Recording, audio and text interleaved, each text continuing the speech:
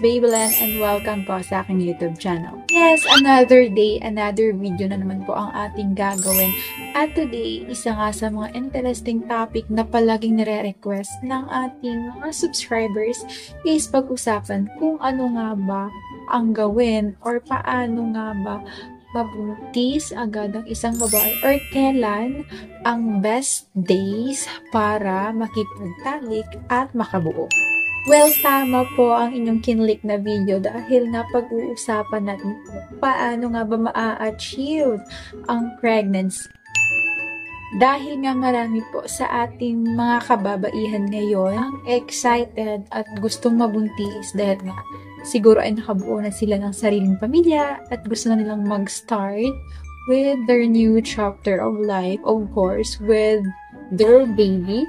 So, para po sa inyo ang video na ito. So, pwede nyo po akong i-subscribe at i-click rin po ang bell button for more videos pa na inyong mapapanood at ang ating pagsasamahan. So, simulan na nga po natin. So, paano nga ba mabuntis agad or ano nga ba ang mga dapat gawin ng babae or when ang best days para siya ay mabuntis? So, una, tandaan po natin, ang length ng cycle ng babae is 28 days. And pwede siyang mag-vary into 21 days cycle or 35 days cycle. So, ang ibig sabihin ng cycle is kung kailan ulit darating yung next mo na menstruation. Kasi ngayon tuturuan ko po kayo kung paano nga ba mag-calculate ng fertile days or kung saan pwede po kayong makipag-intercourse, kung saan mas malaki ang chance na kayo ay mabuntis.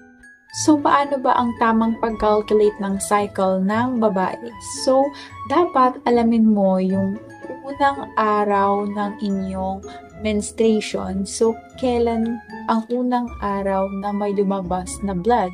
So, yun ang iyong day 1. Mag-count po tayo yun from the first day up until kung kailan nga darating ulit yung next mong period. For example, karoon ka ng period on January 1 at ang next mo na period is January 28. So, ibig sabihin ay ikaw ay mayroong 28 days cycle.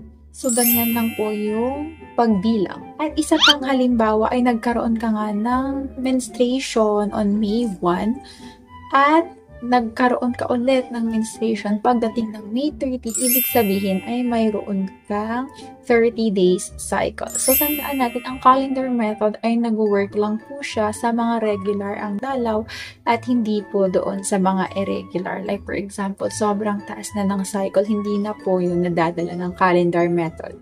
Ayan, after mo ngang malaman kung ilang cycle ka, ay ika-calculate mo naman or dapat mo namang alamin kung kailan ang iyong ovulation period. So, ang formula nga po dyan is ang length of cycle minus luteal phase, which is 14 days. So, nag-o-ovulate ang isang babae 14 days before ang next mo na cycle. So, for example, ay mayroon kang 28 days cycle. So, tandaan always, ang length of cycle minus luteal phase. So, 28 days minus 14 equal 14. So, ibig sabihin, on the 14th day, possible na kayo ay mag-ovulate.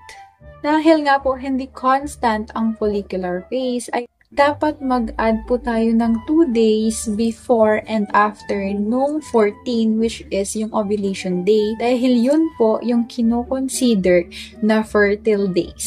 So, ibig sabihin, ang fertile days nyo ay January 12, 13, 14, 15, and 16. So, yun po ang pinakamataas na porsyento kung saan pwede kayong mabuntis.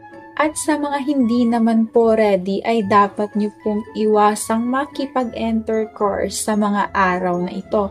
Dahil nga ito ay ang fertile days. Tandaan po natin na nabubuhay nga po ang egg cell ng babae sa loob ng 24 oras from the ovulation day. Pag nga po hindi siya na-fertilize ng sperm cell, while ang sperm cell naman po ay nabubuhay siya sa loob ng 5 days. Sa uterus nga po ng babae after sexual intercourse. At doon naman po sa mga irregular, ibig sabihin hindi regular yung kanilang cycle, which is the 28 days, the 30 days, the 35 days. Pwede nyo rin pong matrack kung kailan ang inyong ovulation or fertile days sa pamamagitan ng vaginal discharges. Like for example, so clear siya, stretchy, and of course, walang amoy. Ayan, possible na kayo nga ay nag-o-ovulate and sabayan pa po ng medyo mainit na body temperature. Ayan, thank you so much for watching this video. I hope na nakatulong ako and sana ay ma-apply nyo rin and ma-share nyo sa iba. Thank you for watching!